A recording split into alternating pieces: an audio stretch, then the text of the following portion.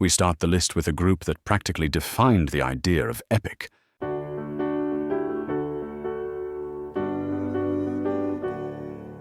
Though this song shows a very different side of their brilliance. From the 1970 release Atom Heart Mother, here's Pink Floyd with Summer '68.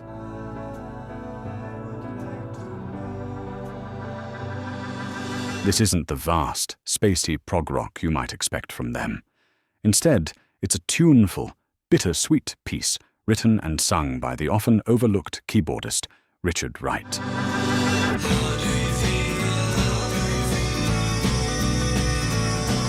The lyrics reflect the draining life of constant touring, but the music shines with a bright, brass-driven arrangement.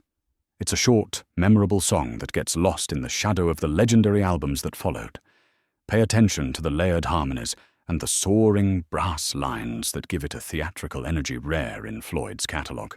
At number 4, we have a fierce deep cut from Boston's own bad boys, Aerosmith.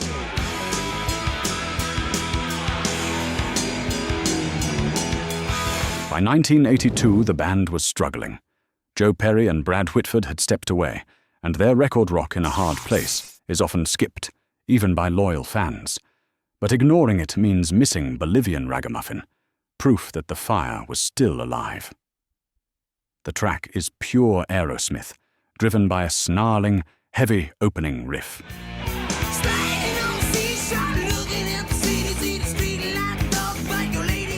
Steven Tyler delivers rapid-fire, almost scat-like vocals that are as intense as they are strange. It's a gritty, high-energy rocker that holds its own with their best 70s work, showing the band could still pack a punch. Coming in at number 3 is a group that constantly pushed the limits of what rock could sound like.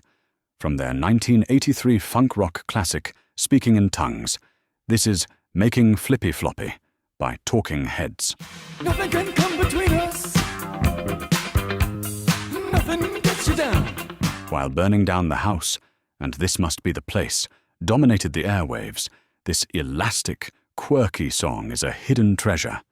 It's an explosive mix of rock, art pop, and infectious dance grooves. Doctor, doctor, we have nothing in our pockets. The song thrives on the unpredictable interplay between rhythm and percussion that just makes you want to move.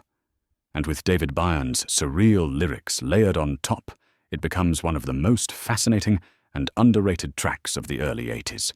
Our number 2 choice is nothing but glam rock swagger. Most know Mott the Hoople for All the Young Dudes, the Bowie-penned anthem. But 2 years later, on their 1974 record, The Hoople, they delivered The Golden Age of Rock and Roll. It's a playful, self-aware celebration of the music that defined them, and it begs to be played live. Though adored by fans, it never reached the mainstream recognition it deserved.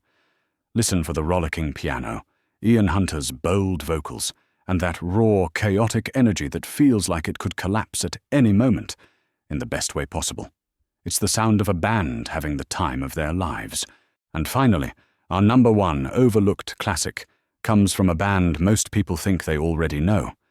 When you picture Electric Light Orchestra, polished pop and sweeping strings probably come to mind. But in 1973, on their album On the Third Day, Jeff Lynne and the band proved they could rock just as hard with Ma Belle. This is a raw, guitar-driven beast that surprises nearly everyone hearing it for the first time. The gritty riffing and pounding beat put it miles away from their later, glossy singles. Jeff Lynne's vocals bite, and the groove is impossible to ignore. Adding to its weight, Mark Bolan of T-Rex played guitar on the track, giving it extra punch. It's ELO at their heaviest, and a forgotten gem of 70s rock, and that wraps up our list. 5 classic tracks that have been waiting far too long to get the spotlight they deserve.